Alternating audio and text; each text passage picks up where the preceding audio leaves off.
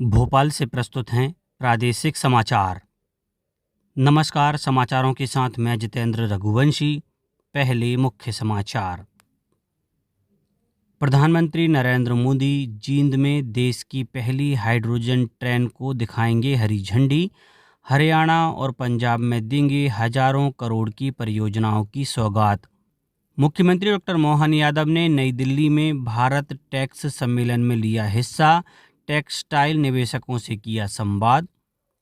कृषि मंत्री शिवराज सिंह चौहान का दावा, जलवायु चुनौतियों के बावजूद देश में बम्पर अनाज और बागवानी उत्पादन। और केंद्रीय संचार मंत्री ज्योतिरादित्य सिंधिया ने अशोकनगर में किसान सम्मेलन को किया संबोधित। स्वयं सहायता समूह की बहनों से भी की बातचीत। अब समाचार विस्तार से।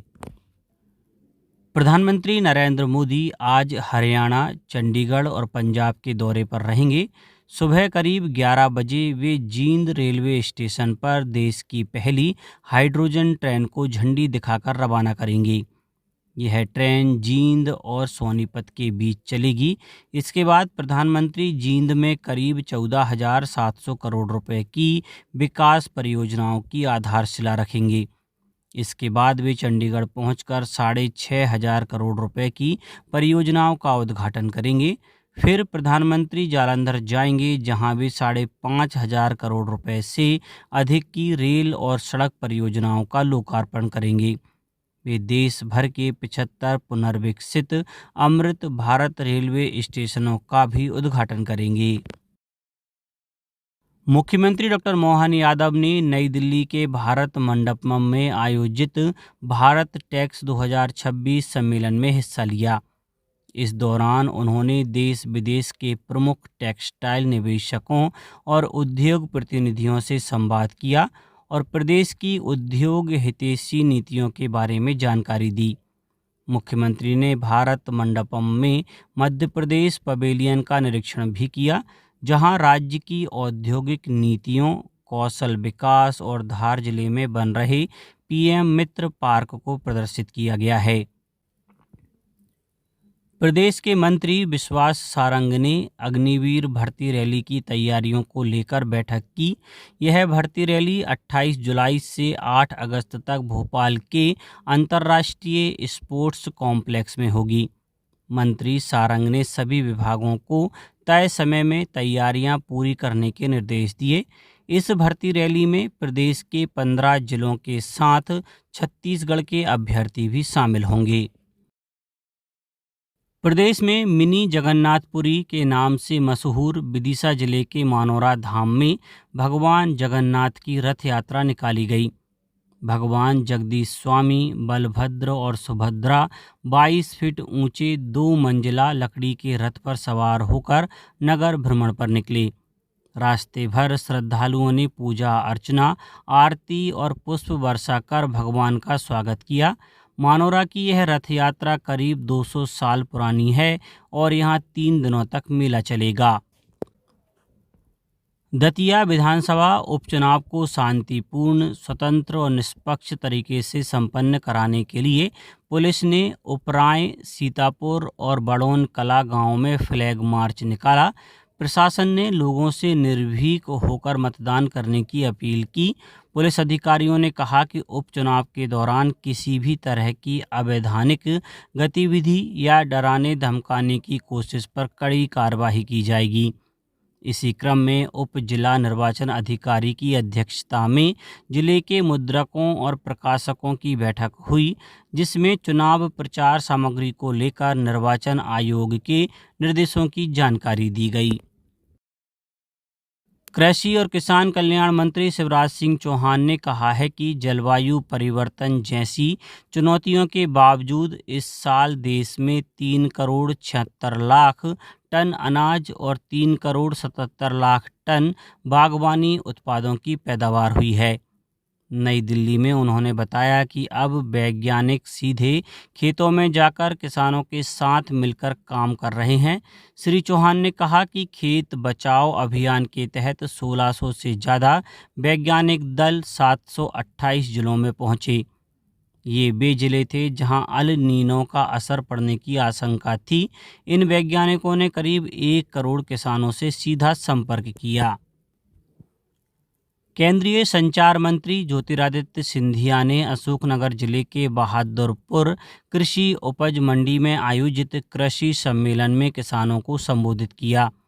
इस दौरान उन्होंने बताया कि प्रधानमंत्री किसान सम्मान निधि योजना की 23वीं किस्त के जरिए जिले के हजारों किसानों के खातों में राशि पहुंचाई गई है। इसके अलावा उन्होंने आजीविका मिशन की स्वयं सहायता समूह की बहनों से भी संवाद किया। भारतीय सेना के सदर्न कमांड के general officer commanding in chief lieutenant general Rajesh Pushkar ने भोपाल स्थित सुदर्शन चक्र कॉर्प्स का दौरा किया। इस दौरे में उन्होंने ऑपरेशनल तैयारियों, ट्रेनिंग और प्रशासनिक व्यवस्थाओं का जायजा लिया। आर्मी कमांडर ने फोर्स को आधुनिक बनाने की कोशिशों और नई तकनीक को शामिल करने की प्रक्रिया की भी समीक्षा की। साथ ही उन्हें भोपाल में होने वाले आर्मी डे परेड 2027 की तैयारियों की जानकारी दी गई। जवानों से बातचीत करते हुए आर्मी कमांडर ने उनके प्रोफेशनल रवैये और ड्यूटी के प्रति समर्पण की तारीफ की। भारतीय क्रिकेटर क्रांति गौड़ भोपाल में पुलिस कमिश्नर कार्यालय पहुंची और नशे से दूरी है जरूरी 2.0 अभियान से जुड़ी। प्रदेश में यह अभियान 15 से 30 जुलाई तक चलाया जा रहा है।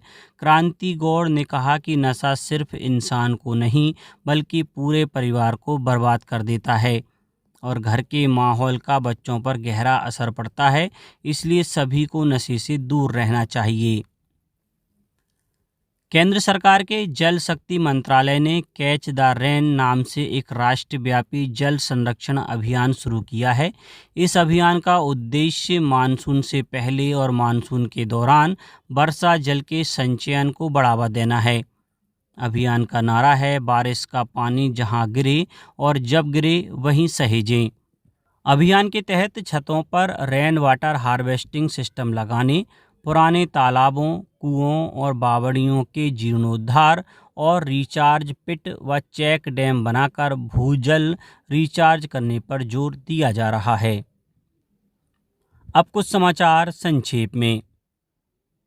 मुख्यमंत्री किसान कल्याण डैशबोर्ड की जून 2026 की प्रदेश स्तरीय रैंकिंग में झाबुआ जिले ने पहला स्थान हासिल किया है।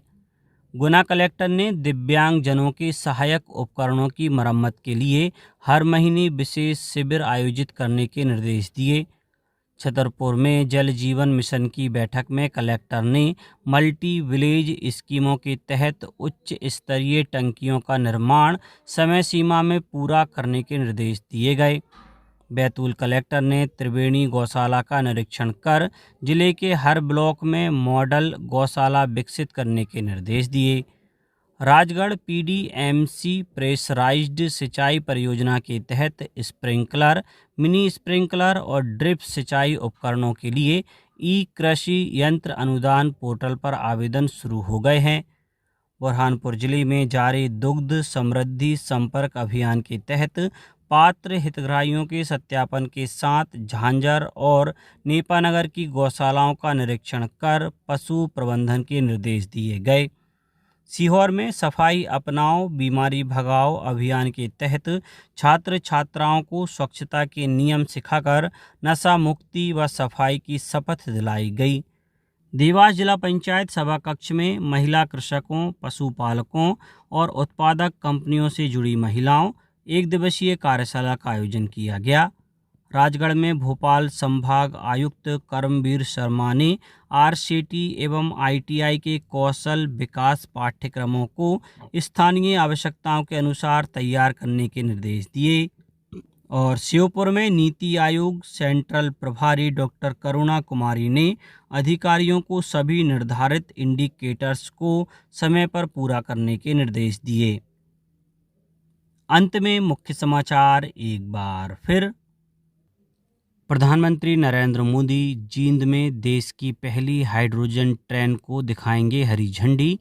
हरियाणा और पंजाब में देंगे हजारों करोड़ की परियोजनाओं की सौगात।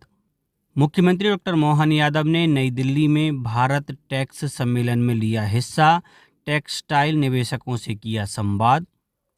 कृषि मंत्री शिवराज सिंह चौहान का दावा, जलवायु चुनौतियों के बावजूद देश में बम्पर अनाज और बागवानी उत्पादन। और केंद्रीय संचार मंत्री ज्योतिरादित्य सिंधिया ने अशोकनगर में किसान सम्मेलन को किया संबोधित। स्वयं सहायता समूह की बहनों से भी की बातचीत। आज के इस बुलेटिन में बस इतना ही। नमस्कार।